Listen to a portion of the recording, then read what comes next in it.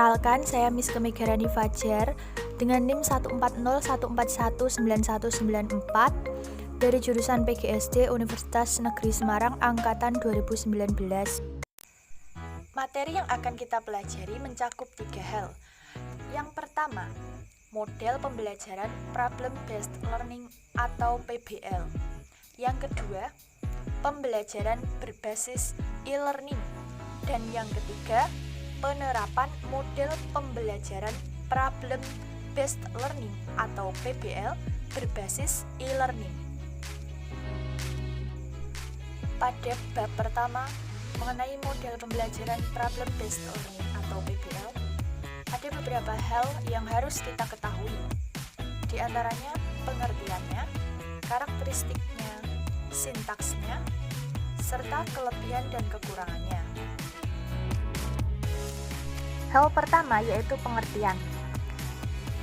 Pengertian saya mengambil 2, yaitu menurut Kemendikbud tahun 2013 serta pengertian secara umum. Menurut Kemendikbud tahun 2013, model pembelajaran berbasis masalah atau PBL yaitu model pembelajaran yang menyajikan kepada peserta diklat masalah-masalah otentik dan bermakna yang mendorong mereka untuk menemukan solusi pemecahan masalah dengan menggunakan metode ilmiah terkait konsep yang dipelajari. Sedangkan secara umum, model pembelajaran berbasis masalah adalah suatu model pembelajaran yang dirancang agar peserta didik memiliki kecakapan untuk bekerja sama dengan teman dalam memecahkan suatu masalah, serta akan mendapatkan pengetahuan yang didapatkan melalui suatu proses menemukan sendiri. Selanjutnya adalah karakteristik dari pembelajaran Problem Based Learning. Ada yang pertama, learning is student-centered. Artinya, siswa sebagai pusat pembelajaran atau pembelajaran berpusat pada siswa. Terus yang selanjutnya, authentic problems from the organizing focus for learning. Artinya, dari fokus pengorganisasiannya dalam belajar, authentic problems menjadi poin utamanya. Lesson is acquired through self-directed learning. Artinya, informasi baru diperoleh selama pembelajaran mandiri. Yang keempat, learning occur in small group. Artinya, pembelajaran dilangsungkan atau dilakukan dalam kelompok kecil. Dan yang terakhir, teachers act as facilitators. Guru bertindak sebagai fasilitator. Hal selanjutnya adalah sintaks dari pembelajaran Problem Based Learning. Yang pertama, orientasi siswa pada suatu masalah. Lalu selanjutnya mengorganisasikan siswa untuk belajar. Lalu ketiga, membimbing penyelidikan individual dan kelompok. Lalu mengembangkan dan menyajikan hasil karya yang telah didiskusikan dalam kelompok belajar. Dan yang terakhir, menganalisis dan mengevaluasi hasil karya. Ini dikutip dari Hosnan tahun 2014 halaman 301. Poin selanjutnya adalah kelebihan dan kekurangan. Kelebihannya antara lain, keterampilan pemecahan masalah yang meningkat pada peserta didik, dorongan belajar juga meningkat pada peserta didik, lalu kemampuan sosial dan keterampilan komunikasinya juga akan meningkat karena peserta didik bekerja dalam tim atau kelompok. Lalu keterampilan berpikir kritisnya juga akan meningkat. Lalu peserta didik juga akan terampil mengelola waktu. Selain itu, peserta didik juga akan memiliki kemampuan mengintegrasikan antara teori yang dimilikinya dan praktik yang dilakukannya. Hal ini menurut buku milik Istiqomah tahun 2018 halaman 211. Di samping memiliki kelebihan, tentunya juga memiliki kekurangan. Kekurangannya antara lain, masalah sulit dipecahkan. Bagi sebagian siswa pasti berpikir demikian. Maka dari itu, guru membutuhkan cukup waktu untuk persiapan agar masalah pemahaman siswa yang kurang tersebut dapat diatasi.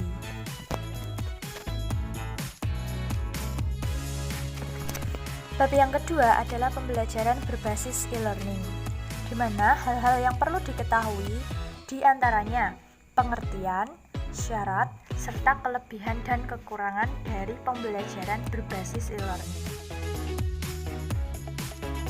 E-learning sendiri terdiri dari dua kata.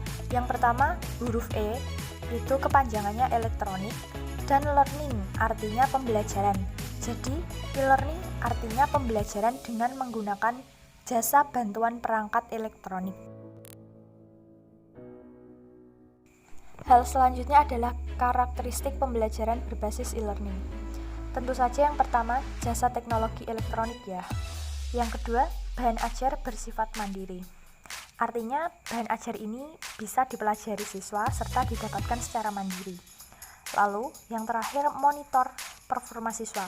Artinya, segala hal yang berhubungan dengan siswa sudah termonitor, misalnya saja kehadiran siswa, lalu nilai siswa, dan juga checklist pengumpulan tugas siswa, misalnya saja. Kelebihan dan kekurangan pembelajaran berbasis e-learning. Kelebihannya antara lain, tak terbatas jarak, tempat, dan waktu. Bahan ajar mudah didapat, tambahan informasi mudah dicari, memperluas ilmu pengetahuan dan wawasan, siswa pasif menjadi aktif, serta efisien waktu. Kekurangannya antara lain, interaksi guru dan siswa kurang, mengabaikan aspek akademik dan sosial, proses mengajar dan belajar condong ke pelatihan bukan pendidikan, guru dituntut menguasai teknologi, dan yang terakhir motivasi belajar rendah sama dengan gagal atau tertinggal. Bab yang ketiga adalah penerapan model pembelajaran PBL berbasis e-learning. Ada beberapa indikator yang harus kita lihat sebelum kita memilih website atau aplikasi yang akan kita gunakan untuk pembelajaran berbasis e-learning ya, khususnya dalam model pembelajaran PBL. Indikator yang pertama adalah user interface, yang berarti tampilan. Artinya adalah apakah tampilan dalam aplikasi ini worth it untuk digunakan bagi orang yang baru menggunakan, apakah aplikasi ini mudah atau sulit untuk digunakan, seperti itu. Yang kedua, fitur yang dibutuhkan. Nah, apakah di dalam aplikasi ini terdapat fitur yang kita butuhkan? Misalnya saja kita ingin mengadakan pertemuan virtual tatap muka. Tentu saja kita harus menggunakan aplikasi atau website Zoom dan Google Meet. Lalu yang ketiga, pricing atau harga. Nah, hal ini artinya apakah versi gratis dari aplikasi ini itu worth it untuk digunakan? Jangan sampai aplikasi ini justru bayar fiturnya dan memberatkan peserta didik atau guru. Pertemuan virtual aplikasi Zoom. Zoom merupakan aplikasi yang menyediakan layanan konferensi jarak jauh dengan menggabungkan konferensi video, pertemuan online, obrolan, hingga kolaborasi seluler. Game edukasi website WordWall. WordWall adalah sebuah aplikasi yang dapat dijadikan sebagai media pembelajaran, sumber belajar, atau alat penilaian berbasis daring yang menarik bagi siswa. Sintaks pembelajaran PBL berbasis e-learning. Fase 1. Orientasi peserta didik pada masalah.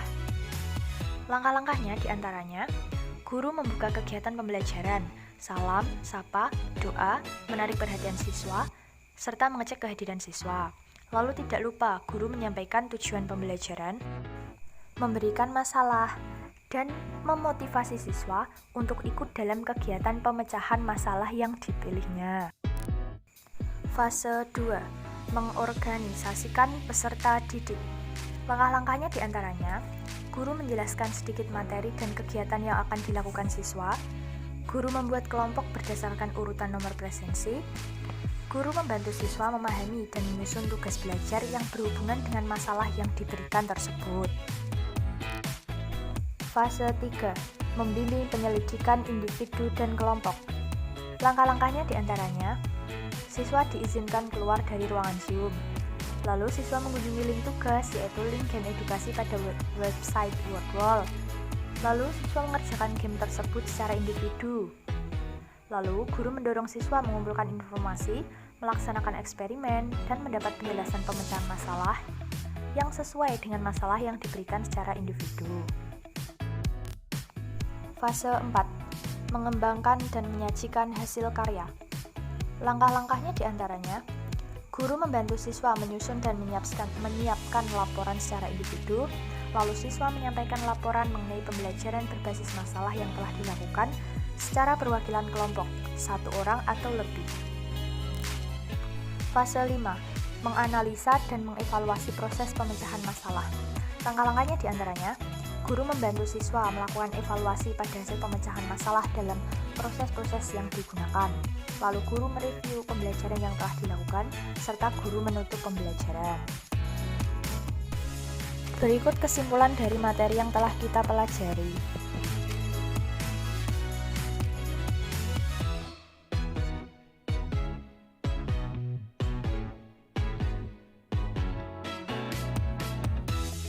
Sekian dan terima kasih, semoga bermanfaat.